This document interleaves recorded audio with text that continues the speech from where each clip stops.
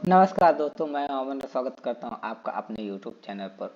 दोस्तों, आज की इस वीडियो में हम बबल शॉटिंग स्टार्ट करने वाले हैं। एक्चुअली बबल शॉटिंग सबसे easiest one of the easiest sorting algorithm है। आज से हम अपने इस YouTube चैनल पर शॉर्टिंग के पूरे पूरे एल्गोरिथम्स के बारे में डिस्कस करने जा रहे हैं, और जिसमें से ये सबसे पहले एल्गोरिथम है जो कि है बबल शॉट। अब बबल शॉट सबसे इजी इसलिए है क्योंकि इसमें हर एक इटरेशन में एक तो इसकी time complexity order of n square लगती है, जो कि काफ़ी ज़्यादा होती है, जो कि नॉर्मल दो फॉर लूप लगाएंगे और उसके बाद ये पूरे की पूरी प्रॉब्लम बहुत ही इजीली सॉल्व हो जाने वाली है। तो चलिए देखते हैं कि ये इसके कुछ फीचर्स क्या होते हैं। तो सबसे पहला फीचर है ये इजी टू अंडरस्टैंड है। बबल शॉट जितनी भी शॉर्टिंग एल्गोरिथम्स हैं उनमें से सबसे इजीएस्ट एल्गोरिथम मानी जाती है। ये एक स्टेबल एल्गोरिथम है। अब स्टेबल एल्गोरिथम का क्या मतलब हुआ कि फॉर एग्जांपल जैसे हमारे पास एक एरे दिया हुआ है 24, 18, 18, 2000 एंड 8। अब अगर ये हमारे पास एरे दिया हुआ है तो जो हमारा फाइनल एरे होगा, वो होगा 8, उसके बाद 18, 18, 24, 2000। लेकिन ध्यान दीजिए, ये जो 18 जो पहले 18 था वो पहले आएगा, और ये जो दूसरा 18 था वो दूसरे में ही आएगा। मतलब इनका ऑर्डर फिक्स रहेगा।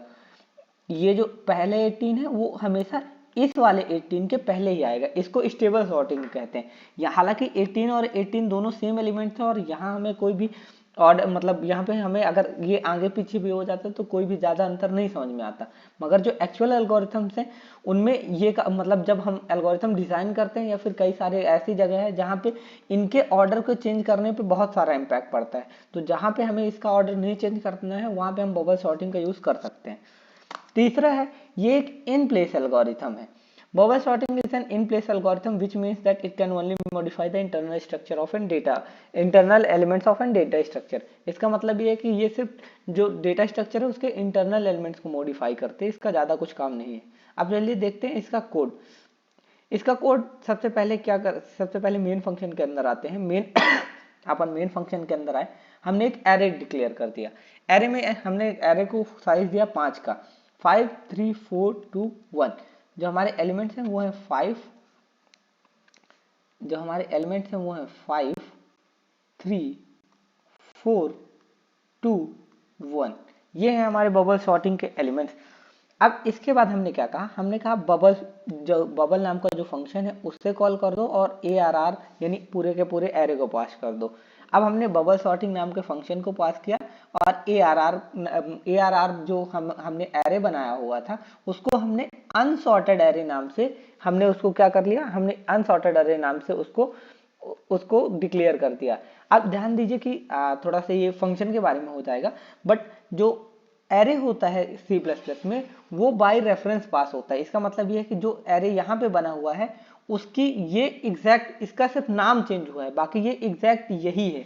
मतलब इसका इसका जो मेमोरी एड्रेस है वो यहाँ पे पास हुआ है। अगर आपको पॉइंटर वगैरह कॉन्सेप्ट नहीं क्लियर है तो कोई बात नहीं, बाद में आप देख लीजिएगा तो थोड़ा सा आपको ये ज़्यादा क्लियर हो जाएगा। बट ध्यान मुद्दे की बात ये है कि यहाँ पे इसकी कोई कॉपी नहीं क्रिएट होगी, बस इसका नाम चेंज हुआ है, बाकी ये पूरा का पूरा एरे एज इट इज है। अब चलिए दो फॉर लूप लगाते हैं। पहला होगा i इक्वल्स टू 0 से i इक्वल्स टू 5। यहाँ पे हम n भी कर सकते थे, n यानी जितने भी एरे का जो भी साइज है। यहाँ पे हमने साइज डिक्लेयर किया क्योंकि हमारे एरे का साइज यहाँ पे 5 था, इसलिए हमने यहाँ पे 5 डिक्लेयर किया है।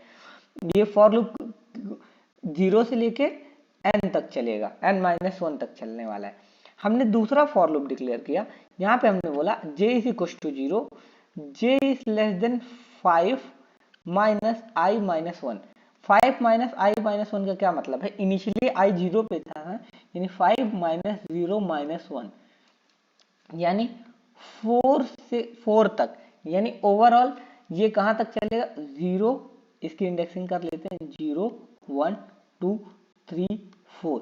यानी जो हमारा जो जे वाला लूप है वो लेस देन 4 तक चलने वाला है, यानी वो यहाँ तक चलेगा। यहाँ तक क्यों चलेगा, क्योंकि जब हम यहाँ पे होंगे, अभी मैं आपको आगे को पहले कोड समझा देता हूँ फिर मैं बताऊंगा कि यहाँ क्यों चलने वाला है। तो यहाँ पे मैंने क्या कहा, यहाँ पे मैंने कहा कि अगर अनसॉर्टेड ऑफ जे बड़ा हो अनसॉर्टेड ऑफ जे प्लस 1, यहाँ पे क्या मैंने कहा j प्लस 1, यानी जब आई यहाँ पे होगा तो वो किससे कंपेयर करेगा, सॉरी जब जे यहाँ पे होगा तो वो किससे कंपेयर करेगा, यहाँ से, यानी लास्ट एलिमेंट ऑटोमेटिकली कवर हो जा रहा कहाँ से, j-1 से। इसीलिए हमने कहाँ तक इसकी मैक्सिमम रीच की है, इसलिए हमने इसकी मैक्सिमम रीच j-1 तक की है, इसलिए हमने इसका फॉर लूप रखा हुआ है 5 - i-1। अब यहाँ पे i क्यों लिखा हुआ है, क्योंकि बबल सॉर्टिंग की एक सबसे इंपॉर्टेंट खासियत ये है कि ये जब शॉर्ट करेगा तो जो इसका सबसे बड़ा एलिमेंट होगा वो पहले ही इटरेशन में इसके सबसे आखिरी में पहुंच जाएगा। यानी अगर पहली बार में ही 5 यहाँ पहुंच गया तो अब हमें यहाँ इससे आगे सॉर्ट करने की जरूरत नहीं, अब सिर्फ हमारे पास इतने ही एलिमेंट्स बचे हैं सॉर्टिंग करने के लिए, इसलिए मैंने 5 - i-1 किया हुआ है। अब चलिए देख लेते हैं इसका रियल कोडिंग इम्प्लीमेंटेशन, और आप ये चीज़ें जो मैंने अभी बताई वो चीज़ें ध्यान रखिएगा और मैच करने की कोशिश कीजिएगा कि ये ऐसा हो रहा है कि नहीं। मैंने क्या कहा, मैंने कहा कि अनसॉर्टेड एरे में जो जे है उसको j-1 से कंपेयर करो। तो सबसे पहले जे कहाँ पे था, जे था 0 पे, तो जे आ गया 0 पे, और j+1 कहाँ आ गया, यहाँ पे। मैंने क्या कहा कि अगर जे बड़ा है j+1 से तो स्वैप कर दो। क्या j बड़ा है j+1 से, जी हाँ, 5 बड़ा है 3 से, तो हमने क्या कहा, हमने कहा स्वैप कर दो। अब स्वैपिंग का लॉजिक क्या था, स्वैपिंग में मैंने कहा क्या कहा कि अनसॉर्टेड एरे ऑफ j, यानी 5 को एलिमेंट 1 नाम के इसमें इस वेरिएबल में स्टोर कर दो और 3 को एलिमेंट 2 नाम के वेरिएबल में स्टोर कर दो। अब यहाँ पे मैंने जो रेफरेंस ऑपरेटर लिया, रेफरेंस ऑपरेटर क्या करता है, रेफरेंस 5 का एक मतलब ARR ऑफ 0 का, जहाँ पे हमारा AR ऑफ 0 है उसका कुछ मेमोरी एड्रेस होगा, और जो हमारा AR ऑफ 1 है उसका भी कुछ मेमोरी एड्रेस होगा। फॉर एग्जांपल 1014 ले लेते हैं, तो यहाँ पे जो ये रेफरेंस ऑपरेटर लगा हुआ है इसका मतलब ये है कि ये डायरेक्टली इस मेमोरी एड्रेस के एलिमेंट को पॉइंट कर रहा है। यहाँ पे हमने पॉइंटर करना यूज करके यहाँ पे हमने रेफरेंस ऑपरेटर का यूज कर लिया है, और जो चेंजेस हम यहाँ करेंगे वो डायरेक्टली कहाँ रिफ्लेक्ट होंगे, वो हमारे मेन फंक्शन पे रिफ्लेक्ट होने वाले हैं। इसलिए हमने यहाँ पे किसका यूज किया, इसलिए हमने यहाँ पे रेफरेंस ऑपरेटर का यूज किया है। अब हमने क्या कहा, हमने कहा कि एक टेम्प नाम का वेरिएबल बनाओ जिसमें एलिमेंट 1 डाल दो। तो एक टेम्प नाम का वेरिएबल बना जिसमें हमने क्या कर दिया, टेम्प नाम के वेरिएबल में हमने क्या डाल दिया, हमने वेरिएबल 1 एलिमेंट 1 डाल दिया, और एलिमेंट 1 की वैल्यू थी 5। फिर हमने क्या कहा, एलिमेंट 1 पे एलिमेंट 2 डाल दो। तो जो एलिमेंट 1 था उस पे हमने क्या डाल दिया, एलिमेंट 2, एलिमेंट 2 की वैल्यू कितनी थी, 3। अब हमने क्या कहा कि एलिमेंट 2 पे टेम्प डाल दो, एलिमेंट 2 पे क्या डाल दो, टेम्प डाल दो, और टेम्प की वैल्यू कितनी थी, 5। अब क्या हुआ, एलिमेंट 1 पहले यहाँ था और एलिमेंट 2 यहाँ था, 5 यहाँ था 3 यहाँ था, लेकिन जब ये फंक्शन एग्जीक्यूट हुआ तो एलिमेंट 1 पे क्या आ गया, 3, और एलिमेंट 2 पे आ गया 5। यानी अब ये ऐसे हो गया 3 और ये हो गया 5। ये हो गया इसका ओवरऑल, मतलब ये पूरा का पूरा स्वैप हो गया। यानी जो ये मेन एरे है इसमें भी ये स्वैप हो जाएगा, ये हो जाएगा 3 और ये हो जाएगा 5। यानी पहले इटरेशन में ये हुआ। अब इसके बाद j की वैल्यू इस बार 1 हुई, और j की वैल्यू हो गई इस बार 1, यानी j आ गया यहाँ, और जो हमारा j+1 था वो यहाँ चला आया, ये हो गया j+1। ये अभी भी हमारे किससे छोटा है, 4 से छोटा है, j अभी भी हमारे 4 से छोटा है। तो हमने अब क्या कहा, क्या अनसॉर्टेड एरे ऑफ j बड़ा है j+1 से, क्या 5 बड़ा है 4 से, जी हाँ 5 बड़ा है 4 से, तो क्या कर देंगे, स्वैप कर देंगे। स्वैपिंग का लॉजिक हर बार सेम रहेगा, तो इसलिए मैं यहाँ पे डायरेक्टली अब स्वैप करने जा रहा हूँ। तो यहाँ पे स्वैप हो जाएगा, यहाँ पे आ जाएगा 4, यहाँ पे आ जाएगा 5। अब मैंने क्या कहा, फिर से हमारा j 1 से आगे बढ़ेगा, यानी इस बार j आ गया यहाँ और j+1 आ गया यहाँ। हमने क्या पूछा, हमने पूछा क्या j बड़ा है j+1 से, जी हाँ j बड़ा है j+1 से, तो क्या हो जाएगा, स्वैप हो जाएगा, 2 यहाँ आ गया 5 यहाँ आ गया, j उठ के आ गया यहाँ और j+1 आ गया यहाँ। 3 अभी भी 4 से छोटा है, इसलिए अभी भी ये फॉर लूप रन करेगा। क्या 5 बड़ा है 1 से, जी हाँ 5 बड़ा है 1 से, तो क्या हो जाएगा, वापस से स्वैप हो जाएगा, 5 आ जाए, सॉरी 1 आ जाएगा यहाँ, और जो 5 है वो आ जाएगा यहाँ। अब j आ गया यहाँ, क्या 4 4 से छोटा है, जी नहीं 4 4 से छोटा नहीं है, तो ये क्या करेगा, ये वाला फॉर लूप खत्म हो जाएगा और ये इस वाले फॉर लूप के पास आ जाएगा। अब इस बार जो हमारे i की वैल्यू है वो कितनी हो जाएगी, हमारी जो i की वैल्यू है वो इस बार 1 हो जाएगी। क्या 1 छोटा है 5 से? जी हाँ, 1 छोटा है 5 से। तो इस बार क्या होगा, इस बार जो हमारा जे है वो कहाँ से कहाँ तक चलने वाला है वो चलिए देख लेते हैं। जो हमारा जे है वो इस बार 0 से लेके 5 माइनस आई की वैल्यू है इस बार 1 माइनस 1, यानी इस बार किससे कम तक चलने वाला है, जब तक जे की वैल्यू किससे छोटी रहे, 3 से छोटी रहे। ध्यान दीजिएगा, 3 से छोटी रहे, 3 के बराबर नहीं, 3 से छोटी रहे। इसलिए अब जे हमारा ऐसे चलने वाला है। अब चलिए देखते हैं, सबसे पहले जे यहाँ था, जे प्लस 1 यहाँ है। क्या ए आर ऑफ जे बड़ा है A R of J plus 1 से? क्या 3 4 से बड़ा है? जी नहीं, 3 4 से बड़ा नहीं है। तो ये इफ फंक्शन एग्जीक्यूट नहीं होगा, ये डायरेक्टली बाहर निकल आएगा। यानी जे इस बार यहाँ आ गया और जे प्लस 1 यहाँ आ गया। क्या जे बड़ा है जे प्लस 1 से? जी हाँ, जे बड़ा है जे प्लस 1 से। तो इस बार हम क्या करने वाले हैं, इस बार हम क्या स्वैप कर देने वाले हैं। तो यहाँ से 4 हट के यहाँ चला जाएगा और यहाँ पे आ जाएगा 2 और 4 आके आ गया यहाँ। क्या अब जे आ गया यहाँ और जे प्लस 1 आ गया यहाँ। क्या जे अभी भी किससे छोटा है, 3 से? जी हाँ, जे अभी भी, जे की वैल्यू क्योंकि 2 है तो 2 अभी भी 3 से छोटा है। तो अब यहाँ पे क्या करेंगे, क्या ए आर ऑफ जे में जो एलिमेंट पड़ा है यानी 4, क्या 4 बड़ा है 1 से? जी हाँ, 4 बड़ा है 1 से। तो क्या हो जाएगा, स्वैपिंग हो जाएगी, 1 आ जाएगा यहाँ, 4 आ जाएगा यहाँ। अब जे की वैल्यू कहाँ आ गई, जे की वैल्यू आ गई यहाँ। अब हमने कंपेयर किया सबसे पहले फॉर लूप के अंदर, तो क्या जे छोटा है, क्या 3 3 से छोटा है? जी नहीं, 3 3 से छोटा नहीं। तो इस बार वापस से ये फॉर लूप टर्मिनेट हो जाएगा और वापस से हम यहाँ आ जाएंगे। यहाँ आए तो इस बार आई की वैल्यू कितनी हो गई, इस बार आई की वैल्यू हो गई 2। क्या 2 छोटा है 5 से? जी हाँ, 2 छोटा है 5 से। तो इस बार फॉर लूप कहाँ से चलेगा, 0 से लेके चलेगा कहाँ से? इस बार आई की वैल्यू हो गई 2, यानी 5 माइनस 2 माइनस 1, यानी इस बार कितने हो जाएगा, इस बार हो जाएगा 2। यानी इस बार जो आई चलेगा, जे चलेगा वो लेस देन 2, यानी यहाँ तक चलेगा। तो सबसे पहले हम यहाँ आए, यहाँ पे अभी जे की वैल्यू हमारी 0 थी और जे प्लस 1 1 पे था। तो सबसे पहले हमने क्या कहा, क्या 3 बड़ा है 2 से? जी हाँ, 3 बड़ा है 2 से। तो क्या कर देना है, स्वैप कर देना है। तो ये आ जाएगा 2 3। अब जे आ गया यहाँ और जे प्लस 1 आ गया यहाँ। क्या 1 छोटा है 2 से? जी हाँ, 1 छोटा है 2 से। तो ये फॉर लूप के अंदर आया। फॉर लूप के अंदर इसने चेक किया कि क्या जो एरे में जो जेथ इंडेक्स पे यानी 3 है, वो 3 क्या जे प्लस 1 इंडेक्स यानी 1 से बड़ा है? जी हाँ, ये 3 1 से बड़ा है। तो क्या कर देंगे, स्वैप कर देंगे। तो इसको हमने स्वैप कर दिया। अब इसके बाद जे की वैल्यू क्या हो गई, जे की वैल्यू हो गई 2 और 2 से छोटा नहीं है, इसलिए ये वाला फॉर लूप भी टर्मिनेट हो गया। और टर्मिनेट होने के बाद ये कहाँ पहुंचा, यहाँ पहुंचा और यहाँ इस बार वैल्यू कितनी हो जाएगी आई की, 3। जब आई की वैल्यू 3 हुई तो 3 अभी भी 5 से छोटा है। तो हमने क्या कहा, इस बार जे लूप कहाँ तक चलेगा, 5 माइनस 3 माइनस 1, यानी कहाँ तक चलेगा, 1 तक चलने वाला है। तो सबसे पहले हमने क्या कहा, क्या जे हमारा यहाँ था, जे प्लस 1 हमारा कहाँ था, यहाँ तक था। तो हमने क्या कहा, क्या हमारा एलिमेंट जो दो जो है हमारा, क्या वो 1 से बड़ा है? जी हाँ, हमारा 2 1 से बड़ा है। तो हमने क्या कहा, स्वैप कर दो। तो ये आ जाएगा 1, ये आ जाएगा 2। अब इसके बाद जो हमारे जे की वैल्यू है वो कितनी हो गई, जे की वैल्यू हो गई 1 और इस बार 1 1 से छोटा नहीं है। तो इस बार ये फॉर लूप वापस से टर्मिनेट हो जाएगा और ये पहुंचे हम यहाँ। इस बार आई की वैल्यू हो गई 4। क्या 4 5 से छोटा है? जी हाँ, 4 5 से छोटा है। तो ये 0 रहेगा और ये क्या हो जाएगा यहाँ पे 4, यानी 5 minus 5 which is equal to 0, यानी जे जब तक 0 से छोटा है। क्या 0 0 से छोटा है? जी नहीं, 0 0 से छोटा नहीं है।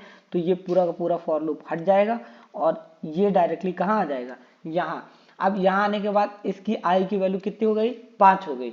अब जब आई की वैल्यू 5 हुई तो ये भी 5 5 से छोटी नहीं है, इसलिए ये वाला जो फॉर लूप था, ये वाला फॉर लूप भी टर्मिनेट हो गया और हम इस पूरे फंक्शन के बाहर आ गए।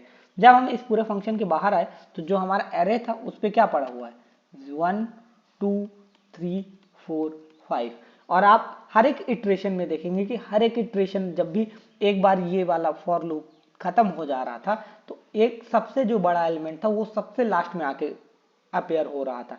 इसीलिए इसको बबल शॉट कहते हैं कि जैसे बुलबुला सबसे ऊपर आ जाता है तो बुलबुला, यहाँ पे बुलबुला एलिमेंट्स को कहा गया और जो सबसे बड़ा एलिमेंट होता है वो सबसे ऊपर आता है, यानी जो सबसे बड़ा एलिमेंट है वो हर एक फॉर जो जे लूप है वो एलिमेंट वो फॉर लूप चलने के बाद ये डायरेक्टली सबसे पहली बार जब जे फॉर लूप खत्म होगा तो 5 बाहर आएगा, दूसरी बार जे फॉर लूप खत्म होगा तो 4, तीसरी बार में 3, चौथी बार में 2 और सबसे आखिरी में 1। यानी इसलिए हमने पूरा का पूरा ऑर्डर की जो भी हमारा एरे था उसको हमने ऑर्डर्ड वे में शॉर्ट कर लिया। अब चलिए हमारा जो फंक्शन था वो क्या कह रहा है, for i is equal to 0, i is less than 5, i plus 1 array of i को डिस्प्ले कर देना है, यानी जो भी हमारे एरे पे है उसको हम प्रिंट आउट कर देंगे। तो हमारे एरे पे सबसे पहला एलिमेंट क्या था, सबसे पहला एलिमेंट है 1, उसके बाद दूसरा एलिमेंट है 2, उसके बाद तीसरा एलिमेंट है 3, 4 एंड 5।